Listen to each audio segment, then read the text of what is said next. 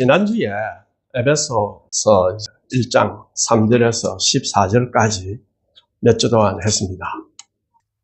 거기에 나오는 이제 첫 절에를 보면 하나님이 우리에게 신령한 복을 주셨다. 그래 이야기를 합니다. 그리고 난 뒤에 그 신령한 복의 내용에 대해서도 이제 이야기를 좀 하죠. 그 신령한 복이 뭐냐? 몇 가지를 이야기합니다. 하나님께서 창세전에 예정하셨다. 다시 말하면 우연히 왔다든지 아니면은 이 시기를 보니까 너희들이 어떠하구나. 시대 상황과 우리들의 처지 이런 걸 고려를 해서 정한 것이 아니고 이것은 영혼과 관련이 있는 거다. 내가 여러분에게 복을 준 것은 영원한 문제다. 이런 이야기를 하신 것입니다. 또 그리스도의 속량을 거쳐서 성령의 인치심과 마지막 완성에 이르기까지 우리 구원의 전체를 이루었다. 이걸 이제 이야기를 합니다. 그것이 신령한 복의 아주 근본적 내용입니다. 그러면 그 목적이 뭐냐 할 때 하나님의 영광을 찬송하게 하는 데 있다. 이러했습니다. 근데 헬라어로 이렇게 보면 우리의 존재는 뭐냐? 찬송하는 데 있다는 것이에요.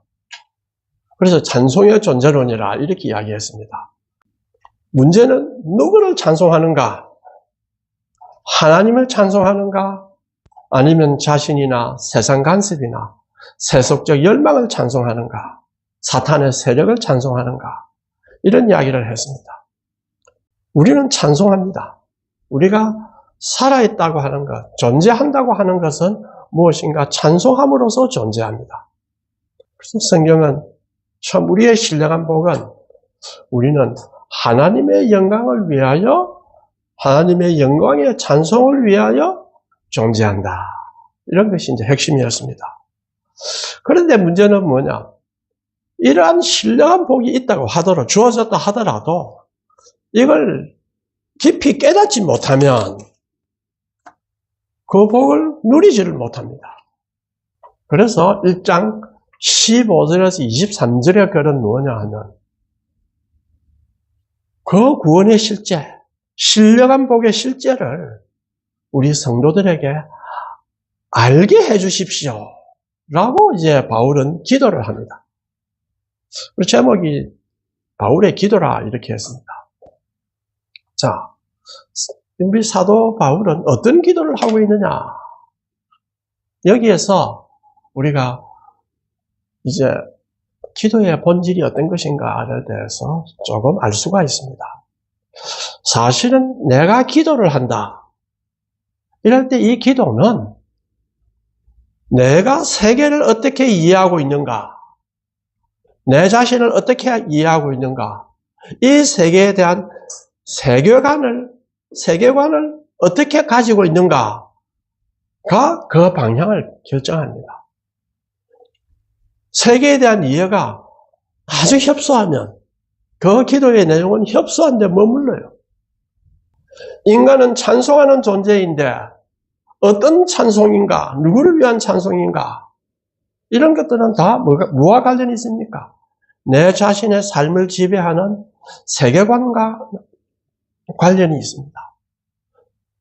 그래 보면 우리 인간 사이에 일어나는 많은 사건들, 악한 사건들, 또 선한 사건들, 이런 것들 뭐가 관련이 있느냐? 그 사람들이 갖고 있는 세계관과 관련이 있습니다. 자, 그러면 어떤 형태의 세계관인가? 어떤 신학교에서 한 교수가 이렇게 이야기를 한 적이 있어요. 환경 파괴의 원인이 무엇이냐? 자본주의다. 자본주의가 원인이다.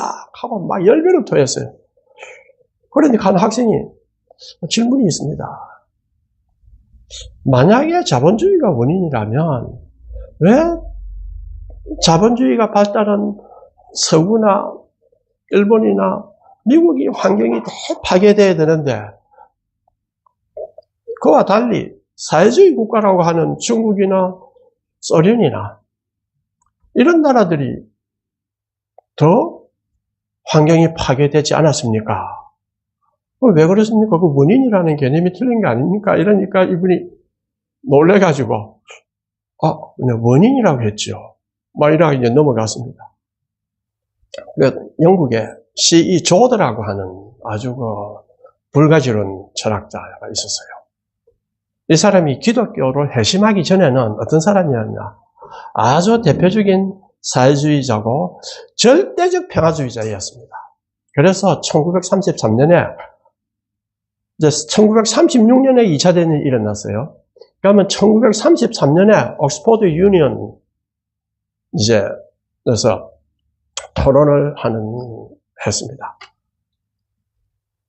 거기서 어떻게 했느냐?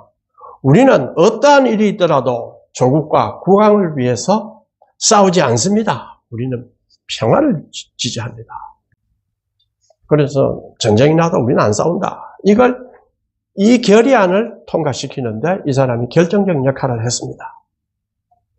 그런데 이 사람이 2차 세계대전이 딱 끝났어요.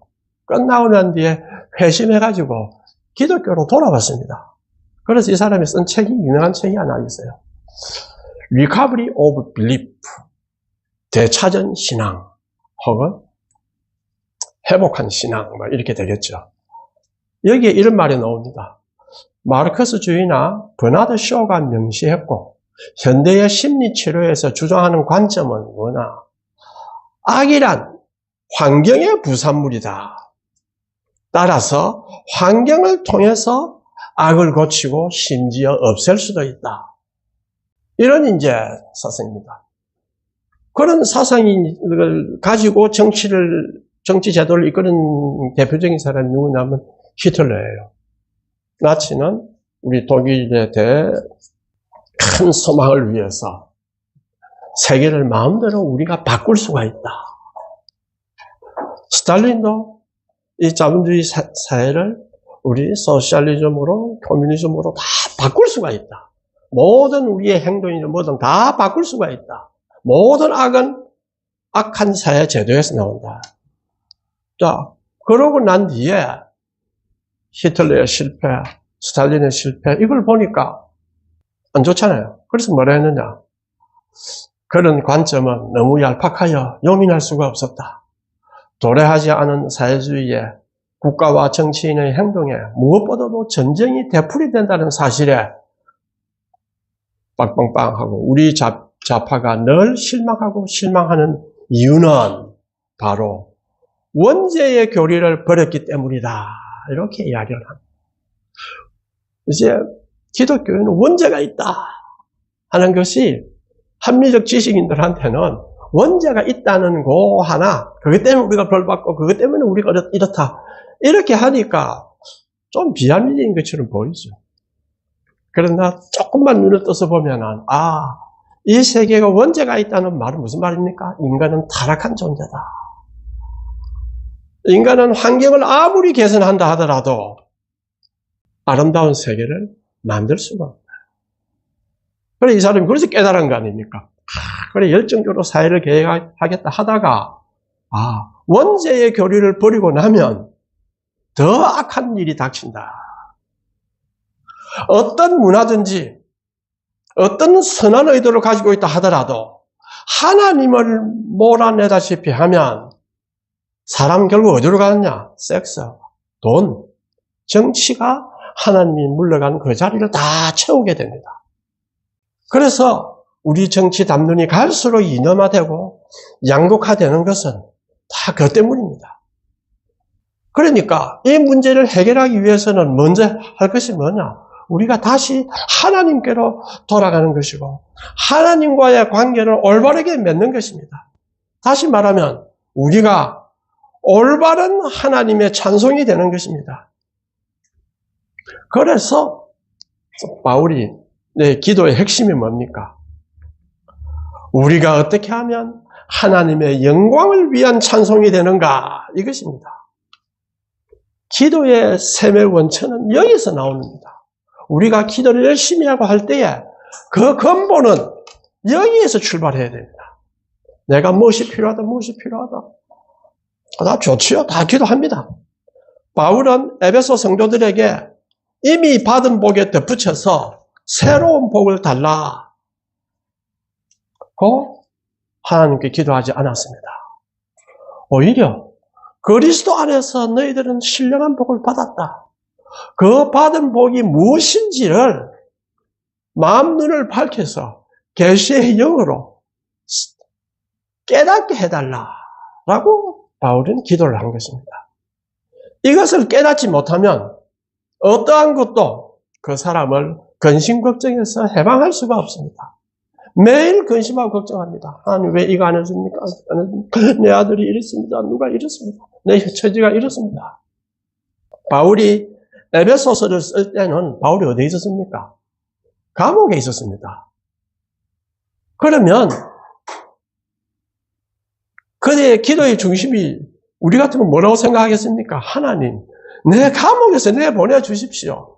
그러면 나는 뭐를 할 수 있습니다. 전도도 할 수 있고 스페인어도 갈 수 있고 다 할 수 있습니다. 바울이 그렇게 기도해야 되지 않습니까? 내가 빨리 내를 내보내주면 얼마나 잘 가르치겠습니까? 우리 성도들이 또 어려움이 당치 않도록 내가 얼마나 격려하겠습니까? 바울은 그 말 한마디도 없습니다. 나를 위해서 기도해 주시오도 딴 데는 있지만 여기는 없습니다. 뭡니까? 그들의 마음의 눈을 밝혀주십시오. 그렇죠. 이게 최고의 기도입니다.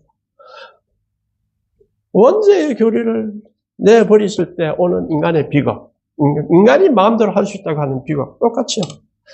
마음의 눈을 밝혀서 하나님을 알게 해주십시오. 우리 잘 모른다는 뜻입니다. 왜? 욕심이 둘러싸여서 우리의 세계관을 바꾸고 있어요. 또 그 다음에 뭡니까? 부르심의 소망을 알게 해주십시오. 기업의 영광의 풍성함을 알게 해주십시오. 믿는 자에게 베푸시는 하나님의 능력이 얼마나 큰지를 알게 해주십시오. 전부 다 알밉니다. 그래서 바울이 우리의 필요를 위해서 기도하지 말라고 하지 않았습니다. 모든 일에 너희 구할 것을 하나님께 아뢰라. 모든 일 아닙니까? 그렇죠. 내가 배고프다. 내가 직장이 잘 안 된다. 내가 돈이 필요하다. 다 하죠. 다 어쩝니까? 하나님께 아뢰라. 바울이 그거는 튼튼하게 인정합니다. 그러나 그 토대를 이루는 것이 뭡니까? 그 토대는 것은 마음의 눈을 밝혀서 하나님을 알게 해주십시오. 사실은 우리의 모든 일, 슬픔, 현재의 고난, 자녀들을 위한 기도, 고난의 극복 이런 걸 다 바울은 하나님께 아뢰라고 합니다. 다 하나님께 아뢰라. 그럼 지각에 뛰어나신 하나님이 도와주신다 하죠. 그러나 더 근본적인 것은 기도의 출발은 하나님을 아는 것에 있고 고난 가운데 역사하시는 하나님의 능력을 아는 것에 있고 더 많은 소유를 바라기보다는 이미 그리스도 안에서 받은 것이 얼마나 큰지를 아는 것을 위해서 기도하라 해서 뭡니까? 기도의 방향과 기도의 우선성을 먼저 이야기를 합니다. 하나님을 알게 하소서. 바울은 먼저 이렇게 기도하죠. 우리 주 예수 그리스도의 하나님 영광의 아버지께서 지혜와 계시의 영을 너희에게 주사 하나님을 알게 하시고 대단한 겁니다. 하나님에 대해서 생각할 때에 우리가 이 지혜와 계시의 영이다 하니까 어떤 정보처럼 생각하거든. 또 지혜를 주면 암기 잘하고 이해 잘하는 능력이 생긴다 이렇게 생각하면은 좁게 생각하는 것입니다. 그것도 있죠. 저도 하나님 지혜를 주셔서 이게 좀 무슨 뜻인지 알게 해주십시오. 이렇게 기도하죠. 지혜와 계시의 영은 우리로 하여금 모든 지식의 본질이 어떤 것인가를 깨달아 가게 하고 또 거기로부터 우리에게 문제되는 것을 생각하게 하는 능력을 말합니다. 여기 성령을 통해서 주시는 거예요. 그러면 우리는 어디에 있습니까? 초보에 있습니다. 다 초보에 있습니다. 왜 십자가의 성요한이다. 제가 이제 아구스티누스나 토마스 아퀴나스나 이런 한 위대한 사람들을 요즘 많이 생각을 해요. 이 사람들은 무엇을 깨달았을까? 왜 저 사람들이 기도도 많이 했고 열심히 또 공부를 해서 책을 쓰고 했느냐? 하나님의 위대성을 깨달았거든요. 하나님의 지혜라는 것이 무엇인가를 깨닫고 나면 다른 것이 사소한 것이 무엇이며 뭐가 본질적이라는 것이 보이게 됩니다. 그러니까 일생을 그렇게 일하죠. 그만한 제가 책 쓰려고 아퀴나스를 제가 아퀴나스 숨마시어로 일을 거대야 합니다.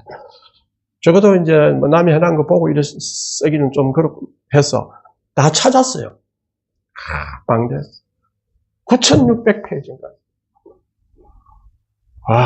나는 한 500페이지도 안 되는데 이거 가지고 지금 막 죽을 고생하는데 방대한지 그거 하나만 있습니까? 어떻게 그것이 가능했겠나? 이 사람들은 지혜와 계시의 영을 주신다고 하는 그것이 머리에 들어왔어요. 그러면 세상이 달리 보입니다. 그러면 내가 산다는 게 뭔가 하는 것을 다르게 생각하게 됩니다. 짜짜하게 남이 저런 옷 입었는데 나도 해야지. 남이 저래 하면 나도 해야지. 이렇게 생각하지 않습니다.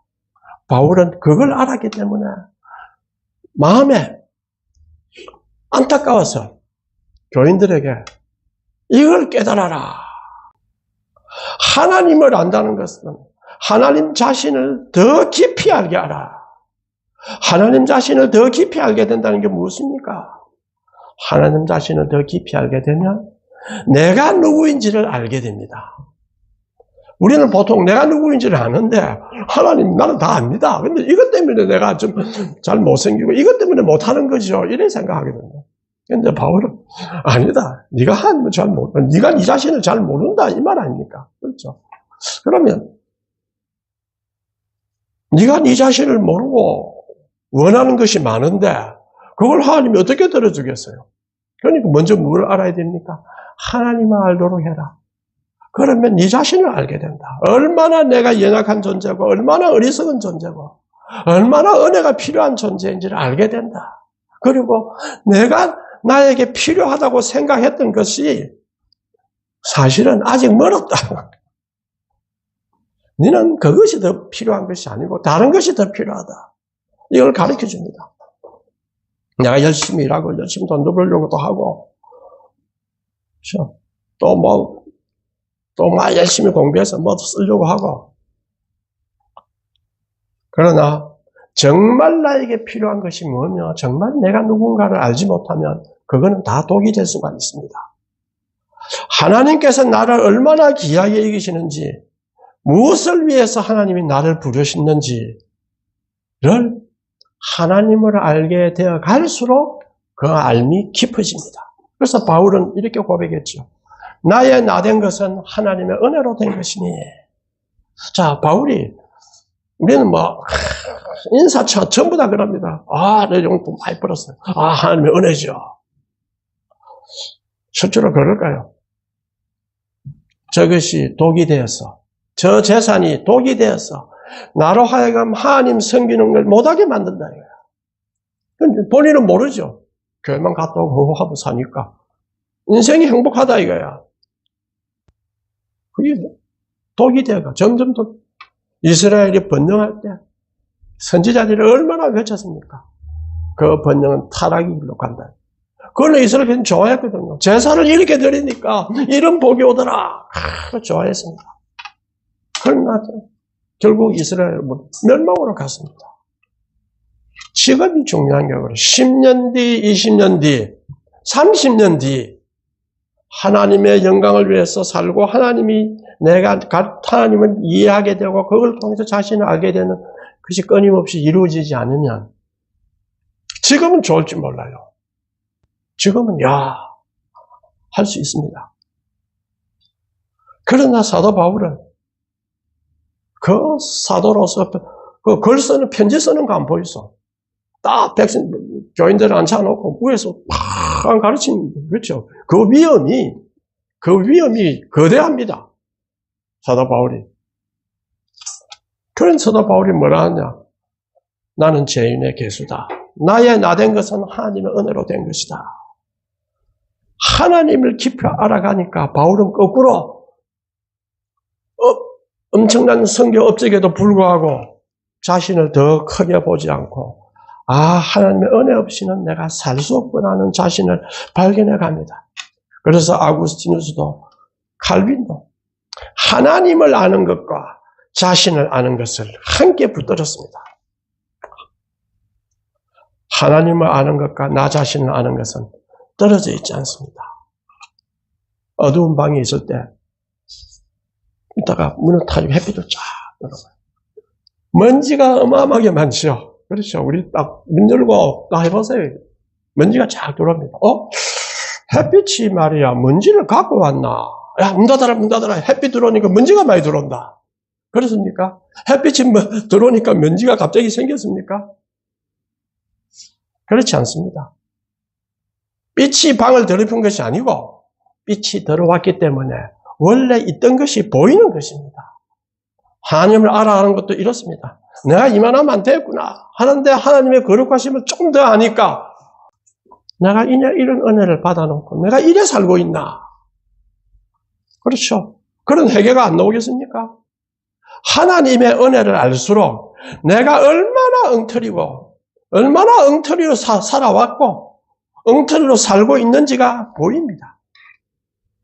그래서 바울이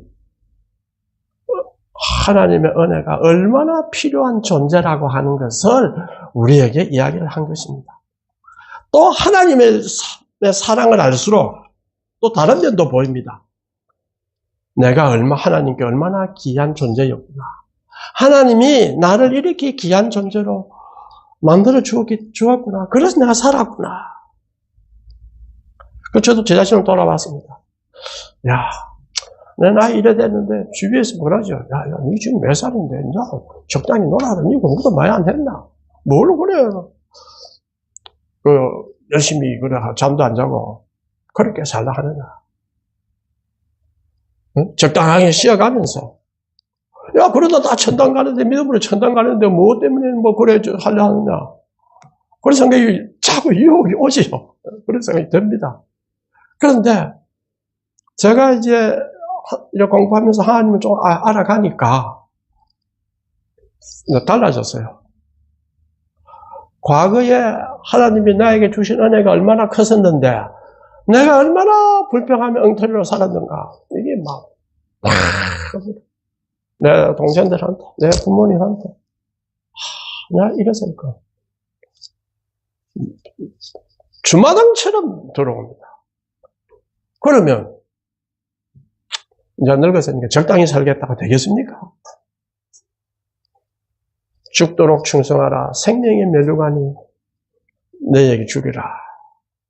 그렇죠? 우리 교인들도 적당히 예수 믿어서 이제 살다가 천국 가자.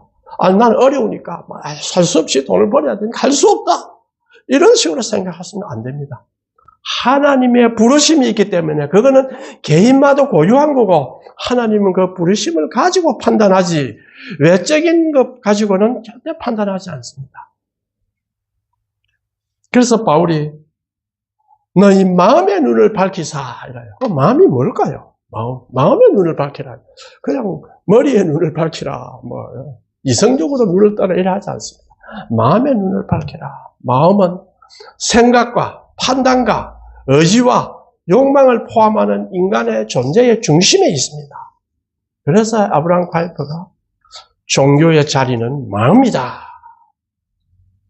마음의 눈을 밝혀주는 것은 세상을 보고 나 자신을 보고 하나님을 바라보는 눈 자체가 달라지는 것입니다. 이 마음의 눈이 밝아져야 비로소 가장 중요한 세 가지가 제대로 보이기 시작합니다. 그 첫째가 뭐겠습니까? 부르심의 소망이 무엇인가 이겁니다. 하나님이 마음의 눈을 밝히면 부르심의 소망이 무엇인가 그걸 알려줘요. 그냥 너희의 소망. 우리 소망하면 다 좋다는 게 영어로 하면 희망 아닙니까? 희망. 그렇죠. hope, 희망입니다. 다 좋아하죠. 내가 미래를 낙관적으로 생각하기 때문에 생기는 것이 우리의 소망이 아닙니다. 희망을 가져라. 낙관적으로 생각해라. 지금 어렵지. 그럼 낙관적으로 생각해. 이것이 아닙니다. 나를 부르신 하나님 때문에 나에게도 소망이 있다. 이겁니다. 하나님이 나를 부르셨기 때문에 나에게 소망이 있다. 이거예요. 나를 속량하시고 만세전에 택하시고 성령으로 인치시고 이 모든 과정을 이야기를 했어요. 이러한 부르심 때문에 나에게 소망이 있다. 나의 인생은 우연히 흘러간 인생이 아니다. 어쩌다가 내가 저 사람 만나서 이래 되고 어쩌다가 내 저래 되고 한때 몰라가 내 마음대로 살다 이래 됐다. 이것이 아니라 하나님께서 그 과정, 우리 잘못한 건 우리가 다 잘못해서 하지요. 그 과정 속에서 부르심이 있기 때문에 뭡니까? 하나님이 시작하고 이끌어가는 목적이 있다. 그걸 가 살아가는 거예요. 어린아이가 낯선 길을 아버지가 함께 걸어갑니다. 아이는 어디를 가는지 정확히 모르죠. 모를 거 아닙니까? 길의 끝에 무엇이 있는지 모릅니다. 우리도 소망을 가지라 하니까 내 소망이 뭔데요? 한마디로 이야기해 주세요. 어찌합니까? 그러나 알 수가 있습니다. 아이가 아버지 손을 쫙 잡고 갑니다. 아버지의 손을 잡고 가기 때문에 어떻게 합니까? 안심하고 걸어가요. 문제는 걱정 근심 없이 걸어가요. 안심하고. 앞에 뭐 있는지는 몰라도 소망을 갖지, 희망을 갖지요. 뭔가 좋은 게 나올 거다 이거예요. 왜? 아버지가 손 잡고 가니까. 우리 기독교의 소망도 이와 같습니다. 내일 일이 무슨 일이 날지 잘 모릅니다. 그러나 우리가 알고 있는 게 뭡니까? 우리를 부르신 이가 누군가를 압니다. 여기에서 소망이란 것은 미래에 대한 정보가 아니라 우리를 부르신 자에 대한 뭡니까? 신뢰입니다. 여기에서 굳건한 소망이 생기는 겁니다. 그 다음에 둘째로 기업의 영광의 풍성함을 알게 하소서. 자, 성도 안에 그 기업의 영광의 풍성함이 뭐냐 하니까, 풍성하다 하니까 내가 얼마나 많이 가졌느냐, 하나님께서 주시는 기업이 얼마나 영광스러운 건가, 하나님의 백성이 바로 하나님 앞에서 얼마나 귀한 존재인가 하는 뜻입니다. 처음에 저도 기업해서 내한테 뭐가 주어가지고 말이야, 나 이거가 뭐 달란트 비유도 생각했죠. 내한테 뭐 주어서 이걸 받아서 이걸 잘 사용해서 실현한다고 이걸 생각했습니다. 그러나 그렇지 않습니다. 구약의 배경을 생각하면 성도들 자신이 바로 하나님의 기업이죠. 그렇죠. 이스라엘 백성 자신이 바로 하나님의 기업입니다. 그렇다면 바울의 기도는 아주 놀라운 기도가 됩니다. 기업의 영광의 풍성함을 알게 하라. 이 말은 하나님께서 자기 백성을 얼마나 귀하게 여기시는지를 알게 해 주십시오. 흔히 우리 자신에 대한 평가를 뭐로 합니까? 사회를 가지고 평가해요. 그렇죠. 남들이 세상 기준에는 자는 이렇다, 할 때는 이렇다, 저렇다. 우리의 자기의 가치를 세상이 평가하는 것으로 하고 또 남의 평가에 자신을 맡기는 얼마나 어리석습니까? 그렇죠? 얼마나 성공의 사회에서 참 인정을 받느냐, 얼마나 소유했느냐, 사람들이 나를 어떻게 보는가. 이런 것들이는 주변부고, 본질은 하나님이 얼마나 우리를 귀하게 여기셨는가. 이것이 본질입니다. 이걸 깨달아라 이거예요. 이걸 깨달아라. 어떤 물건의 가치는 그 모양 보고 결정하지 않습니다. 누가 그것을 만들었는가, 누구에게 속했는가, 어떤 역사와 의미를 가지고 있는가에 따라서 사물도 전혀 다른 가치를 가질 수가 있습니다. 성도는 더욱이 마찬가지입니다. 성도의 가치는 세상이 매긴 가격표에서 나오는 것이 아닙니다. 우리가 그리스도께 속해 있다는 데서 나옵니다. 그러므로 마음의 눈이 밝아진 사람은 두 가지가 이제 나타납니다. 하나는 뭐냐? 자기 자신을 함부로 취급하면 안 됩니다. 알겠죠? 내가 내 자신을 잘 관리하지 않으면 내 몸이지만 내가 알아서 하지 왜 그러냐? 아닙니다. 하나님이 귀하게 여겼다 하는 것을 자기가 보는 거예요. 내가 사람에게는 제3자적 관점이 있습니다. 3자적 관점에서 자기를 볼 수 있는 것이 이 사람의 특징입니다. 다른 동물들은 제3자적 관점을 가지지 못해요. 사람은 가질 수가 있습니다. 하나님의 형상을 닮아서 하나님의 눈으로 볼 수가 있어요. 자, 그걸 보게 되면 자기 자신을 내가 뭐 별거 있나? 이제 뭐 나 늙었는데 뭐 대충 살다 가지. 이런 말은 절대 입에 내뱉을 안 됩니다. 하나님이 부르신 때는 맡기신 사명이 있습니다. 그걸 세상에 큰일 하라고 하나님 맡기신 거 아닙니다. 하나의 일도 작은 씨앗도 점점 왜 하늘의 미랄이 떨어지면 자란다 했잖아요. 지금은 모르지만 10년 뒤에 20년 뒤에 토마스 선교사 왔을 때 자기는 오자마자 죽었어요. 그러나 그 성경을 받아간 사람은 그 성경을 찢어가 붙여놨다가 자꾸 보다가 믿게 되고 쫙 퍼졌잖아요. 그렇죠? 그래서 우리는 뭐를 생각하느냐? 하나님과 관계 속에서 나는 하나님이 나를 고귀하게 여기듯이 나 자신을 고귀하게 여겨서 진실히 노력해라. 예수님을 닮아라. 닮도록 해라. 그리고 또 다른 게 있습니다. 자, 저 사람도 하나님이 기업으로 여기셨다는 거야. 그럼 어째야 됩니까? 함부로 못 대합니다. 자기 자신을 귀하게 여긴 것처럼 남도 귀하게 여겨야 됩니다. 하찮게 여겨서는 안 되죠. 셋째로 하나님의 능력의 지극히 크심을 알게 하소서. 자, 믿는 우리에게 베푸신 능력이 지극히 크심이 어떠한 것을 너희로 알게 하시기를 구하노라. 바울은 이 하나님의 능력이 얼마나 크다는 걸 추상적으로 설명하지 않습니다. 뭐라고? 그 이야기는 하나님이 어떤 분인가? 하나님이 어떤 분인가? 자, 아브라함이 하나님을 이해하는 과정이 쫙 있다 했죠. 여호와 하나님. 지극히 높으신 하나님. 착착착 갑니다. 창세기에 보면 천지를 창조하신 하나님. 이렇게 나와요. 창조하고 본 적도 없고, 이거 창조했나, 이렇게 생각하죠.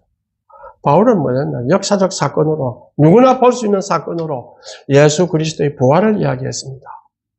그의 능력이 그리스도 안에서 역사하사 죽은 자들 가운데서 다시 살리시고, 그러면은 하나님의 능력이 무엇인지 알고 싶나? 예, 알고 싶습니다. 빈 무덤을 보라. 자, 여기서 중요한 것은 죽음은 인간이 넘어설 수 없는 마지막 한계입니다. 그러니까 빈 무덤 하면 그 한계를 벗어났다 이거야. 그렇죠? 인간의 지식도 돈도 권력도 죽음 앞에서는 멈춥니다. 한 노화학자가 자기 노화를 연구해 보니까 인간은 120세까지는 살 수가 있다. 병 안 치매 안 걸리고 살아야죠. 그럼 걸리고 살면 안 됩니다. 그러면 내가 노화학자인데, 증명해야 될 내 이론이 옳다는 걸 보이고 싶잖아요. 그럼 어째야 됩니까? 내가 120세까지 사는 거예요. 그러니까 그 사람 지금 96세입니다. 96세인데 부인도 돌아가시고, 혼자서 운전하고, 논문 쓰고, 밥 잘 해먹고, 잘 살아요. 120세까지 앞으로 얼마 더 남았습니까? 24년이 남았어요. 그렇죠. 그래도 죽습니다. 그런데 예수가 부활했다는 이 성격에 바울은 몇 가지 더 붙입니다. 자, 우리가 불교에서 보면 열반했다. 극락가서 편이십니다.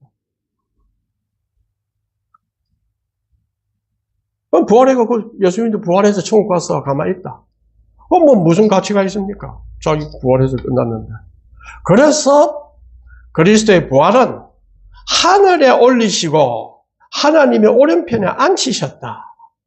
그리고 핵심이 뭡니까? 모든 통치와 권세와 능력과 주권 위에 세우셨다. 만물을 그의 발 아래에 복종하게 했다. 이것이 하나님의 능력입니다. 그 능력의 구조는 결국 죽음에서 부활해서 성천에서 보좌에 앉아서 통치하게 한다. 이것이 하나님의 능력이라. 그걸 깨달아라. 1차적으로 뭡니까? 성천한 것도 못 받고 빈 무덤을 봐라. 그러면 이제 19절에 그 능력이 어디를 향하고 있습니까? 믿는 우리에게 향하고 있어요. 그리스도를 죽은 자 가운데서 일으키신 바로 그 하나님의 능력이 믿는 우리를 하여금 역사하십니다. 우리는 흔히 하나님의 능력을 문제가 즉시 사라지는 것으로 생각합니다. 그것도 맞죠. 저는 우리 교회에 하나님의 능력이 역사하고 있다는 걸 아주 깊이 깨닫고 있습니다. 그러니까 목회하고 하는 솔직하게 제가 잘 못하지만 재미가 있어요. 왜? 우리가 기도하고 열심히 하면 가만 보면 바뀌어간다 이거예요. 그렇게 해서 사업이 잘 되고 모든 병이 다 낫고 어려운 일이 다 해결되고 이런 건 아니지만은 해결되고 변화하고 있어요. 그것이 하나님께서 능력을 보여주셨다고 우리가 말할 수가 있습니다. 물론 하나님께서는 그것보다 더 큰 일을 하고 있다는 사실을 바울이 이야기해요. 문제가 없어진 정도가 아니고 죽음에서 생명을 만들어내는 능력이다. 우리가 처한 상황이 어렵고 조금만 바뀌었지만 그래도 여전히 남아있다. 그렇게 해서 하나님의 능력이 사라진 것도 아닙니다. 바울 자신이 감옥에 있으면서 하나님의 능력을 이야기하고 있다는 것을 기억해야 됩니다. 마지막으로 이제 교회는 그리스도는 교회의 머리시다. 자, 바울의 기도는 이제 개인적인 위로나 개인적인 성공에서 끝나지 않습니다. 그는 만물 위에 교회의 머리로 삼으셨으니 교회는 그의 몸이라. 갑자기 교회가 나와요. 교회는 뭐냐 이런 정의하고 하지 않습니다. 그렇죠? 왜? 이미 에베소 교회 아닙니까? 그렇죠? 이게 또 갑작스러운 것이 아니라 죽음을 이기시고 모든 권세 위에 계시며 만물 다스리는 바로 그 그리스도가 교회의 머리다. 앞에 그리스도가 교회의 머리다. 우리를 구원하신 그리스도가 교회의 머리다. 이렇게 하지 않고 어떤 그리스도가 교회의 머리인가? 자, 그리스도가 교회의 머리라면 교회의 가치는 어디에 있습니까? 어디에 있겠냐? 얼마나 사람이 모였느냐? 건물이 얼마나 크냐? 사회적으로 얼마나 영향력이 있느냐? 이것으로 교회의 가치가 결정되지 않습니다. 실제로 그 교회가 어떻게 움직이고 있느냐? 어떻게 작동하고 있느냐? 진실로 교회의 머리가 그리스도냐? 아니면 우리 인간이냐? 교회 리더냐? 이런 것에 의해서 교회의 가치가 결정됩니다. 정말로 우리 교회의 머리는 그리스도입니까? 예, 그렇습니다. 훌륭한 교회입니다. 당신 교회는 크고 한데 정말로 당신 교회의 머리는 그리스도요? 아니면 당신이요? 그럼 교회가 안 좋아지죠. 자, 교회의 머리는 그리스도입니다. 그러면 이제 우리 결론, 바울의 기도는 핵심이 무엇입니까? 바울은 우리에게 기도의 가장 깊은 자리, 본질적인 깊은 자리를 보여줍니다. 하나님, 나에게 어렵고 힘든 이런 것, 내 주위의 환경, 이것도 바꾸어 주시지만은 더 중요한 것은 나의 눈을 열어 주십시오. 하나님을 더 깊이 알게 하십시오. 나를 어디로 부르셨는지를 알게 해 주십시오. 하나님 안에서 내가 얼마나 귀한 존재인지를 알게 해 주십시오. 결국 1장 기도는 이것입니다. 주님, 더 많이 갖게 하기 전에 더 분명히 보게 하십시오. 이미 그리스도 안에서는 받은 것이 많습니다. 그런데 이것을 깨닫지 못합니다. 이것을 보고 깨닫게 해 주십시오. 우리를 부르신 하나님이 누구인지 보게 하십시오. 우리를 향하여 역사하시는 능력이 얼마나 큰지를 보게 해 주십시오. 우리 기도, 주님, 우리의 마음의 눈을 밝혀서 이것을 보고 살아가게 해 주십시오. 이것이 우리의 마지막 기도, 이것이 바울의 기도의 본질입니다. 그러면 다 동생 기도하겠습니다.